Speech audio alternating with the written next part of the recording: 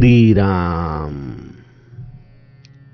आपल्या सर्वांच्या हृदयस्थ वसणाऱ्या आत्मारामास साष्टांग प्रणिपात करून गोस्वामी तुलसीदास रचित श्री रामचरितमानस या ग्रंथातील जो 6ठ सोपान लंकाकांड याचं आपण चिंतन करत आहोत. सज्जन हो, हे आपलाच कथा चिंतन क्रमांक 1100. भगवंताच्या असीम कृपेने रामायणातील या 1100व्या कथाभागामध्ये आज आपण प्रवेश करत आहोत. आणि त्यातही आणखीन दुग्ध शर्करा योग म्हणजे आज लंकाकांडाचं देखील आपण समापन करत आहोत. लंकाकांड या प्रदीर्घ असलेल्या रामचरितमानसमधल्या सोपानातील आज आपण शेवटचा दोहा अभ्यासत आहोत. प्रभू रामचंद्र पुष्पक विमानाने अयोध्येच्या दिशेने निघालेले आहेत. वाटेमध्ये प्रत्येक ठिकाणी माता जानकीला ते आपण निवास केलेला, विश्राम केलेली स्थानं दाखवत आहेत. त्यातही प्रमुख स्थानांवरती विमान उतरवलं जात आहे, तिथलं दर्शन घेण्यात येत आहे. त्यामध्ये प्रामुख्याने रामेश्वर आहे, दंडकारण्य आहे, चित्रकूट आहे, प्रयाग क्षेत्र आहे. अशा पद्धतीने प्रभू रामचंद्र माता जानकीला एक एक महत्वाचं ठिकाण पुन्हा पुन्हा दाखवत आहेत, पुन्हा पुन्हा त्याचं महत्व अधोरेखित करतायत. आणि अशा रीतीने हा मंगलमय अयोध्येच्या दिशेने प्रभू रामचंद्रांच्या परतीचा प्रवास या पुष्पक विमानामधून चालू आहे. कालच्या टप्प्यामध्ये आपण बघितलं की विमान त्रिवेणी संगमावरती आलं. प्रभू रामचंद्रांनी यमुनाजी आणि तत्पश्चात गंगाजींचं दर्शन माता जानकीला करून दिलं. सर्वांनी त्रिवेणी संगमामध्ये स्नान केलेलं आहे. आणि अशा पद्धतीने शुचिरभूत होऊन ब्राह्मणांना दक्षिणा देत प्रभू रामचंद्र अयोध्येच्या दिशेने निघतायत. त्याचं गायन गोस्वामीजी करू लागतात. प्रभु हनुमंत ही कहा बुझाई, धरी बटुरूप अवधपुर जाई. भरत ही कुशल हमारी सुनाए हूँ, समाचार लई तुम चली आए हूँ. तुरत पवन सुत गवनत भयऊ, तब प्रभु भरद्वाज पही गयऊ. नाना विधि मुनि पूजा कीनी, स्तुति करी पुनि आशीष दीन्ही. मुनि पद बंदी जुगल कर जोरी, चढ़ी विमान प्रभु चले बहोरी.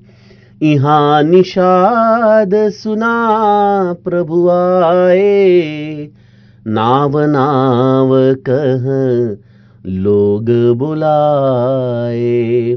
सुरसरी नाघी जान तब आयो, उतरे उतट प्रभु आय सुपायो. तब सीता पूजी सुरसरी, बहु प्रकार पुनि चरण परी. दीन्ही असीस हर्षी मन गंगा, सुंदरी तव अहिवात अभंगा. सुनत गुहा धायऊ प्रेमाकुल, आयऊ निकट परम सुख संकुल. प्रभु ही सहित बिलोकी बैदेही, परेऊ अवनीतन सुधि नहीं तेही. प्रीति परम बिलोकी रघुराई, हर्षि उठाई लियो उरलाई. लियो हृदय लाई कृपा निधान, सुजान राय रमापति, बैठारी परम समीप बूझी, कुशल सो कर बीनती, अब कुशल पद पंकज बिलो की, बिरंचि शंकर से ब्यजे, सुखधाम पूरन काम राम, नमामि राम नमामि ते। सब भांति अधम निषाद सो, हरि भरत जो उर लाइयो, मति मंद तुलसीदास सो, प्रभु मोह बस बिसराइयो। यह रावनारि चरित्र पावन, राम पद रति प्रद सदा, कामादि हर विज्ञान कर सुर, सिद्ध मुनि गावहि मुदा।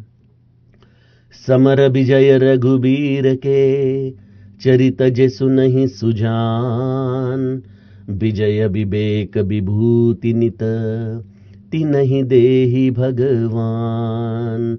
यह कलिकाल मलायतन, मन करि देखु विचार, श्री रघुनाथ नाम तजी, नाहि न आन आधार। इति श्रीमद् रामचरितमानसे सकल कलिकलुष विध्वंसने षष्ठ सोपान लंकाकांड समाप्तः। श्री सीतारामचंद्रार्पणमस्तु।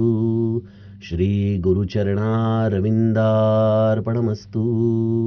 हरये नमः, हरये नमः, हरये नमः। सियावर रामचंद्र प्रिय हो।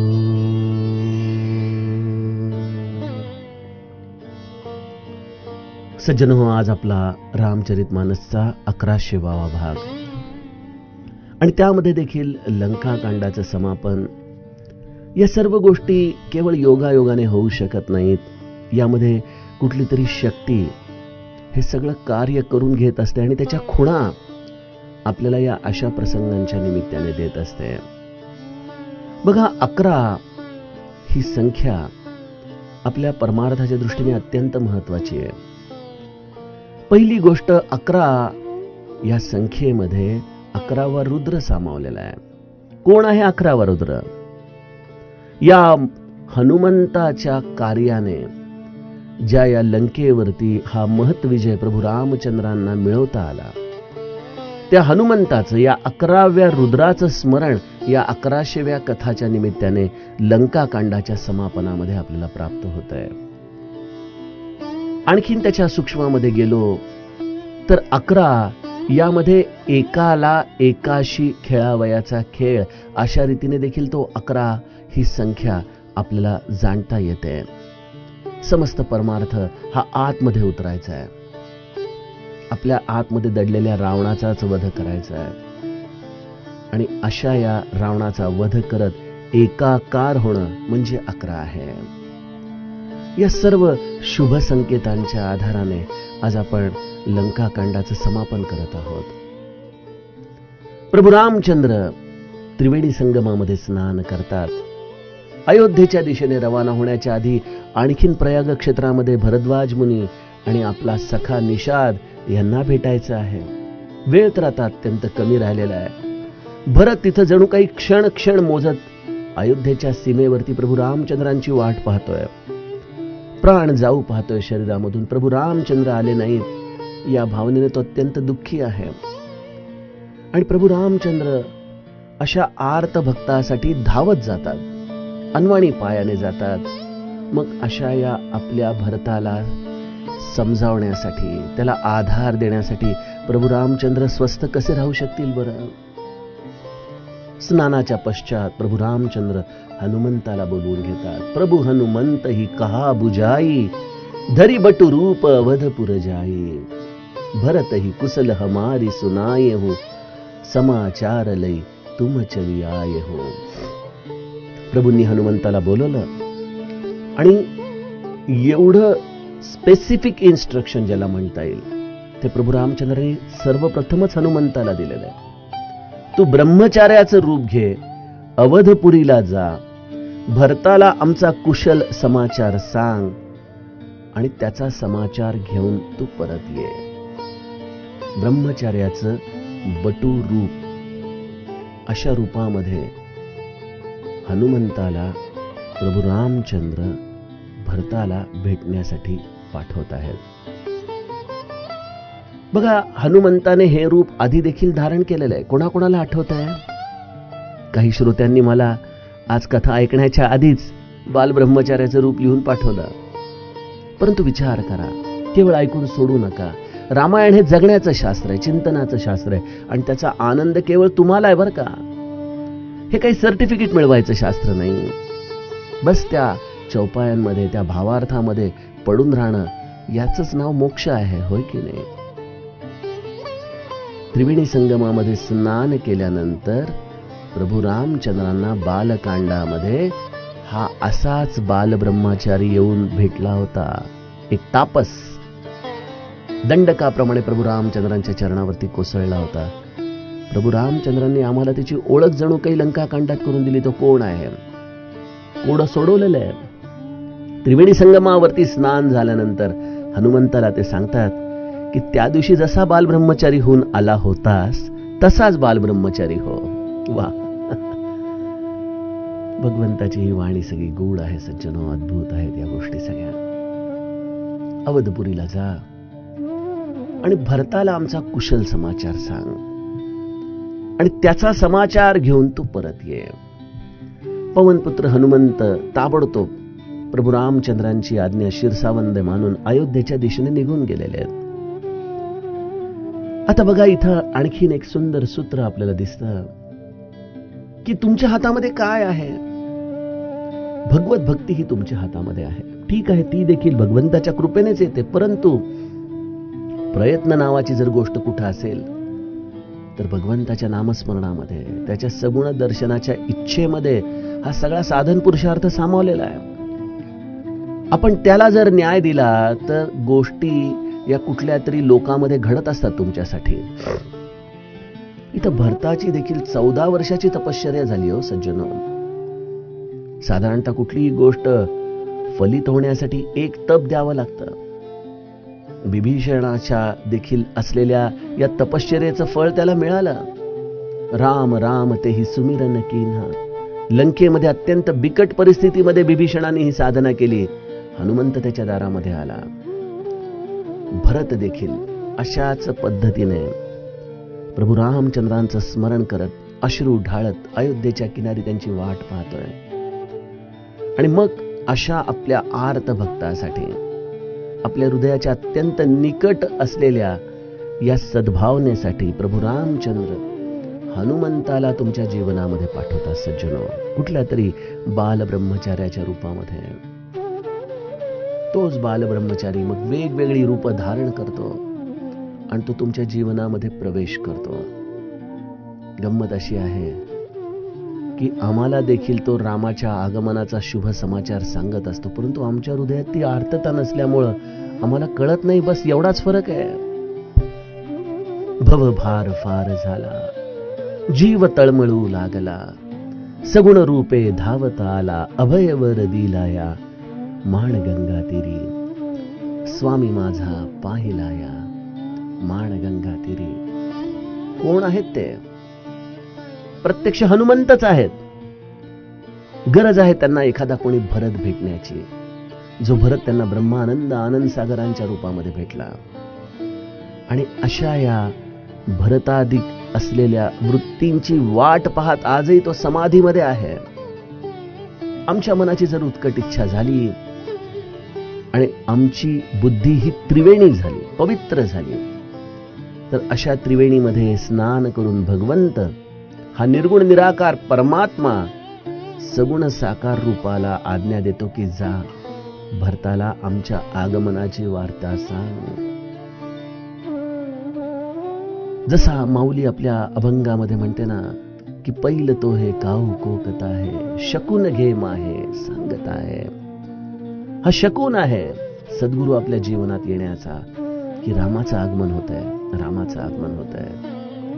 जसा राजा एखादा आत येण्याच्या आधी भालदार चोपदार येऊन राजाच्या आगमनाची वर्दी सगळ्यांना देतात, त्याप्रमाणे सज्जनो सद्गुरू आमच्या जीवनात राम प्रवेश करतोय हेच जणू काही वर्दी रूपाने देतो, सांगतो. त्याचं नाव आहे नामस्मरण. राम येतोय, राम येतोय, काळजी करू नको.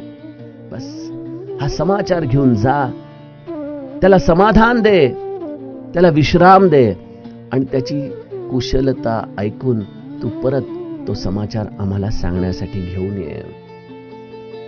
पवनपुत्र हनुमंत ताबडतोब निघून गेले आणि मग प्रभू रामचंद्र पुनश्च जे साधू संत या त्रिवेणी संगमामध्ये भगवंताला आशीर्वाद रूपाने या समस्त कार्यामध्ये त्यांच्या पाठीमागे उभे राहिले होते, अशा सगळ्यांच्या चरणी कृतज्ञता व्यक्त करण्यासाठी सगळ्यांना भेटतायत. त्यामध्ये सर्वप्रथम अर्थातच तव प्रभु भरद्वाज पही गयो, नाना विधी मुनी पूजा कीनी, अस्तुती करी पुनी आशिष देनी. प्रभू भरद्वाज मुनींच्या जवळ जात आहेत. बघा, इथं मुनींच्या आशीर्वादासाठी प्रभू रामचंद्र गेलेले आहेत, परंतु भगवंताची पूजा मुनींनी केलेली. मुनींनी इष्टबुद्धीने त्यांची अनेक प्रकाराने पूजा केली, स्तुती केली आणि मग त्यांना लीला दृष्टीने आशीर्वाद दिले. बघा, काय विलक्षण चरित्राचा भाग आहे की ज्याची पूजा करायची, ज्याचं स्तुती करायची, अशा व्यक्तीला नमस्कार करण्याच्या ऐवजी मुनी त्याला आशीर्वाद देत आहेत, कारण की ही लीला दृष्टी आहे. तिथं केवळ वयाचं ज्येष्ठत्व आहे, अन्यथा हा परमात्मा समोर आहे. परंतु सज्जनो, आपण देखील अशाच पद्धतीने, जरी आपण श्रेष्ठ असलो, ज्येष्ठ असलो वयाने, तरी देखील भगवंताची पूजा करावी, स्तुती करावी. आणि अनेक जण भगवंताला आपलं मूल या रूपाने बघत असतात. अनेक जण दशरथ भावाने रामाशी आपलं नातं जोडतात. तो हे मोहे नाते अनेक, कुठल्याही नात्याने रामाला स्वीकारा, रामाशी सख्यत्व करा, रामाचं दास्यत्व करा, रामाला आपल्या हृदयामध्ये ठेवा. मुनींनी त्याच पद्धतीने भगवंताला आपण वडीलधारे आहोत या भूमिकेतून आशीर्वाद दिला, परंतु आत्मिक पातळीवरती मी तुझा दास आहे या भावनेने त्याची पूजा केलेली आहे. मुनिपद बंदी जुगल कर जोरी, चढी विमान प्रभू चले बहोरी. दोन्ही हात जोडून तसेच मुनींच्या चरणी वंदन करून प्रभू विमानामध्ये बसलेले आहेत आणि आता तिथून त्यांचा प्रवास पुढे निघालेला आहे. आता खरं तर थेट अयोध्येला जायला हवं, परंतु वाटेत आपला एक सखा आपली वाट पाहतोय. तो निषादराज, ज्याने भगवंताची अत्यंत मनापासून सेवा केली. शृंगेरपूरला त्याने भगवंताची सर्वप्रथम सेवा केली, त्याच्यासाठी अश्रू ढाळले, त्याच्याबरोबर यमुना पार करून त्याची पर्णकुटी बांधण्याचा संकल्प मनामध्ये करून काही काळ वनवासामध्ये भगवंताबरोबर तो चालला. चित्रकूटावरती भरतजींना तो घेऊन आला. किती अनंत कार्य केलेली आहेत निषादाने. असा हा निषाद भगवंताला अत्यंत प्रिय आहे आणि म्हणून प्रभू रामचंद्र भरद्वाज मुनींच्या पश्चात आपला सखा निषाद याला भेटायला जात आहेत. बघा, भगवंताने शबरीला जे सांगितलं होतं ना की जात पात धन मान या सगळ्या गोष्टी माझ्यासाठी फार गौण आहेत ग, कारण मी केवळ मान हूं एक भगती कर नाता, मी केवळ एक भक्तीचं नातं मानतो शबरी. आणि भगवंताने केवळ बोलून दाखवलेलं नाही, ब्रह्मस्वरूप ब्राह्मण असलेल्या भरद्वाज मुनींचा आश्रम भगवंताला जेवढा प्रिय आहे, तेवढाच हा अधम कदाचित असलेल्या जातीमधल्या निषादाला प्रभू रामचंद्र तेवढ्याच प्रेमाने जाऊन भेटतायत, त्याला तेवढ्याच प्रेमाने आपल्या हृदयाशी लावतायत आणि त्याच्यासाठी भरताला आणखीन काही क्षण प्रतीक्षा करायला लावली, ती देखील प्रभू रामचंद्रांना मान्य आहे. कारण की बघा, आयुष्यामध्ये देखील आपण असे अनेक क्षण गमावून बसतो. ज्या वेळेला जी गोष्ट करायला पाहिजे ती आपण पुढे ढकलतो आणि नंतर आपण त्या गोष्टीला कितीही पद्धतीने सजवायचा प्रयत्न केला, आपल्याकडे म्हणतात ना की शिळ्या कडीला ऊत आणणं, तशा पद्धतीने नंतर तो क्षण गेल्यानंतर त्या क्षणाचा आनंद आपल्याला कधीच घेता येऊ शकत नाही. निषादाला भेटल्याशिवाय अयोध्येला जाणं प्रभू रामचंद्रांना उचित वाटलं नाही आणि म्हणून भगवंताने आपलं विमान निषाद राजाच्या शृंगेरपूर जवळ उतरवलं. आणि जेव्हा निषाद राजाच्या कानी वार्ता गेली की प्रभू रामचंद्र माता जानकीच्या समवेत शृंगवेरपूरला आलेले आहेत, त्या क्षणी त्याची अवस्था कशी झाली आहे? इहा निषाद सुना प्रभु आये, नाव नाव कह लोग बोलाए, सुरसरी नागी जान तब आयो, उतरे तट प्रभु आय सुपायो. प्रभू रामचंद्र आलेत. अरे अरे काय सांगताय, प्रभू रामचंद्र आलेत? अरे मग स्वस्त काय बसताय, कुठे आहेत? नावा नावा आणा. अरे प्रभू रामचंद्रांना नदी पार करायची असेल, तुम्ही असं काय करताय? भगवंताला आपण काय सेवा देऊ शकतो हेच त्याच्या ध्यानीमनी आहे. असा हा निषाद, केवटांचा राजा. नाव नाव कह लोग बोलाय, नाव कुठे, नाव कुठे असं म्हणत तो लोकांना बोलवू लागलेला आहे. इतक्यात प्रभू रामचंद्रांचं विमान गंगा पार होताना निषाद राजाला दिसतंय. सुरसरी नागी जान तब आयो, उतरे तट प्रभु आय सुपायो. म्हणजे प्रभू गंगा नदीच्या पलीकडच्या किनाऱ्यावरती आहेत, ते शृंगवेरपूरला येऊ इच्छित आहेत आणि म्हणून निषाद राजा अशा पद्धतीने उतावीळ होऊन अरे नावा कुठे आहेत, नावा कुठे आहेत अशा पद्धतीने सगळ्यांना धावा करतोय. परंतु त्याच क्षणी आकाशामधून पुष्पक विमान गंगा मातेला पार करून शृंगवेरपूरच्या ह्या किनाऱ्यावरती उतरतंय, जिथं राजा निषाद आपल्या समस्त केवटांच्या समवेत आहे. भगवंताचं विमान गंगा मातेच्या किनारी उतरलं आणि प्रभूंची आज्ञा मिळाल्याने ते सर्वजण किनाऱ्यावरती उतरलेले आहेत. सीताजींनी अनेक प्रकारे गंगाजींची पूजा केली, तिचे चरणी सीताजी नतमस्तक झाल्या. गंगाजीने मनात आनंदित होऊन आशीर्वाद दिला की हे सुंदरी, तुझे सौभाग्य अखंड राहो. भगवान तटावर उतरल्याची वार्ता निषादराज गुहकाला तेव्हा कळाली. बघा, आपल्याला आठवत असेल तर केवटाच्या बोटीतून उतरल्यानंतर प्रभू रामचंद्र माता गंगेचा निरोप घेतात आणि त्यावेळेला माता जानकी देखील गंगाजींची अत्यंत मनापासून पूजा करते आणि गंगा मातेने त्यांना तोच आशीर्वाद दिला की तुझं सौभाग्य अखंड राहो. तोच वर आज पुनश्च एकदा सिद्धही झाला आणि पुनरावृत्ती देखील त्या वराची झालेली आहे. माता जानकी एवढ्या अग्निदिव्यातून जाऊन आली, परंतु तिचं सौभाग्य अखंड राहिलं, अढळ राहिलं. मानसिक, शारीरिक, वाचिक सर्व दृष्टीने ती सौभाग्यवती या शब्दाच्या आधाराने जगली. अशी माता जानकी पुन्हा एकदा गंगा मातेच्या किनारी नतमस्तक होतीये आणि पुनश्च त्या वरदानाला प्राप्त करून घेतीये. गंगा नदीच्या किनाऱ्यावरती प्रभू रामचंद्र माता जानकी समवेत आलेले आहेत. हे ऐकताच सुनत गुहा धायौ प्रेमाकुल, आयौ निकट परम सुख संकुल. निषादराज गुहक प्रेम विवळ होऊन धावलेला आहे. परम सुखाने परिपूर्ण होऊन तो प्रभूंच्या जवळ आला आणि जानकीजी या सहित प्रभूंना पाहून त्याला आनंदाने समाधी लागलेली आहे. असा समाधीमध्ये मग्न झालेला निषाद राजा जणू काही प्रभू रामचंद्रांच्या चरणांवरती, या भूमीवरती जणू काही कोसळलेला आहे.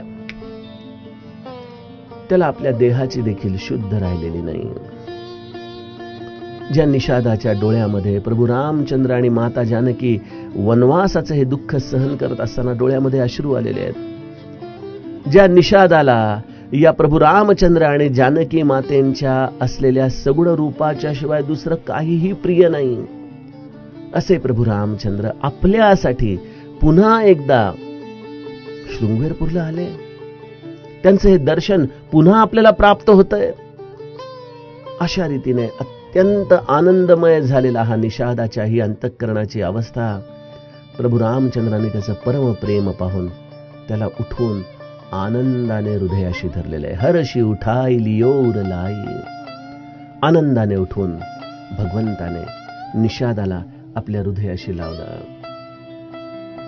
गोस्वामीजी म्हणतायत, लियो हृदय लाई कृपा निधान सुजान राय रमापती, बैठारी परम समीप बूझी कुशल सुकर बिनती. सुजानांचे राजा शिरोमणी लक्ष्मीकांत कृपा निधान भगवंतानी निषादाला आपल्या हृदयाशी धरलेलं आहे आणि त्याला आपल्या अत्यंत जवळ बसवलेलं आहे. अत्यंत जवळ. करगही निकट परम बैठावा. अशा पद्धतीने ज्या हनुमंताला भगवंताने हे सौख्य दिलं, त्याच निषादाला देखील प्रभू रामचंद्रांनी आपल्या हृदयाशी धरलं आणि त्याला अत्यंत जवळ बसवून त्याला ही खुशाली विचारलेली आहे.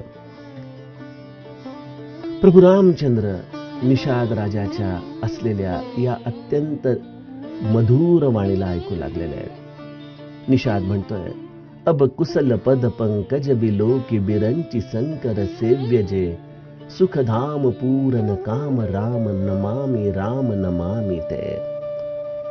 आपल्या चरणांचं दर्शन झालं प्रभो. जे चरण प्रत्यक्ष ब्रह्माजी आणि महादेवाकडून सेवित केले जातात, अशा चरणांचं मी दर्शन घेतलं. हे सुखधाम, हे पूर्णकाम, हे श्रीरामजी, मी आपणास नमस्कार करतो, नमस्कार करतो. सज्जनो, बघा, या सगळ्या परतीच्या प्रवासात एक व्यक्तित्व मिसिंग आहे. प्रभू रामचंद्रांना त्याचं विस्मरण तर नाही ना झालं. आणि त्यांनी मागितलं होतं, मागी नाव न केवटू आना, कहही तुम्हार मरममय जाना. गंगा नदी पार करताना ज्या केवटाच्या आधाराने प्रभू रामचंद्र गंगा नदी पार करून गेले, ज्याला निर्मळ भक्तीचं वरदान दिलं, त्या केवटाने भगवंताला मागितलं होतं की परत याल त्यावेळेला मला निश्चित भेटा. परंतु तो कुठे आहे? त्या केवटाची असलेली ही अव्यक्त वाणीच जणू काही निषाद इथं प्रभू रामचंद्रांच्या चरणी व्यक्त करतोय की आपल्या चरणकमलांचं आज दर्शन झालं, ज्याला प्रत्यक्ष ब्रह्माजी आणि शंकराकडून सेवित केलं जातं.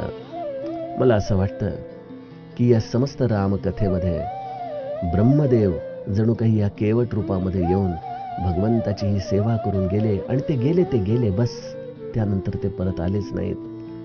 अशा या ब्रह्मदेवाच्या कडून या केवट रूपामध्ये झालेली सेवा आणि त्याचं ज्ञान निषाद गातोय.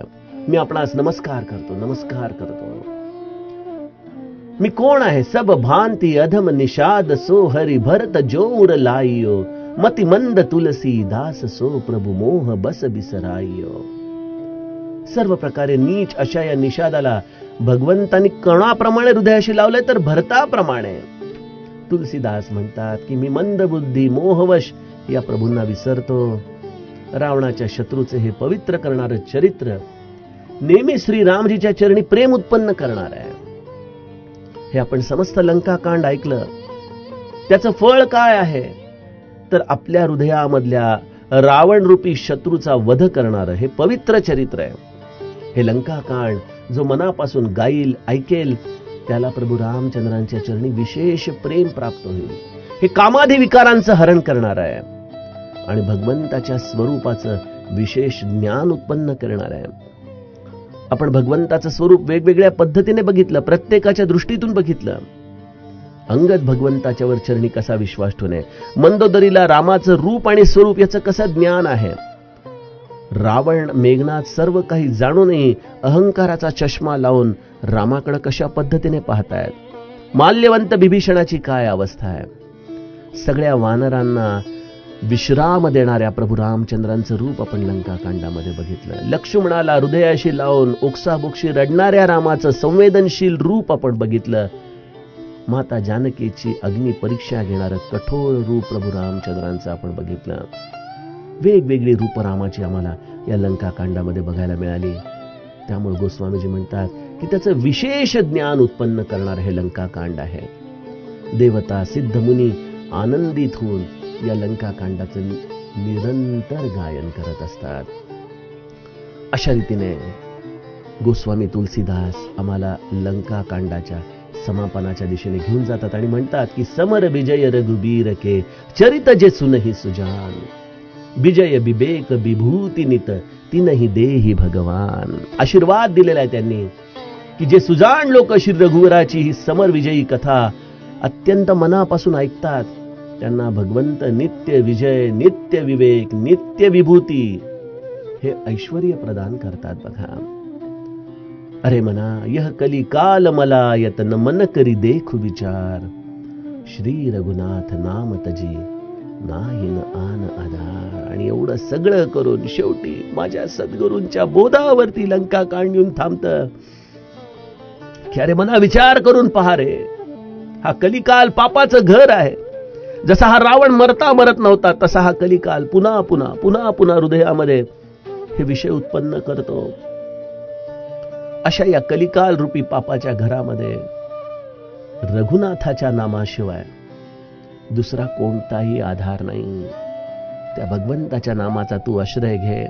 एक ना एक दिवस हा रावण निश्चित या अमृत कुंभापासून वंचित राहील आणि या वासना स्वाभाविकपणे मरतील, त्या सद्वासनेमध्ये बदलतील आणि भगवंतमय असं तुझं जीवन होऊन जाईल.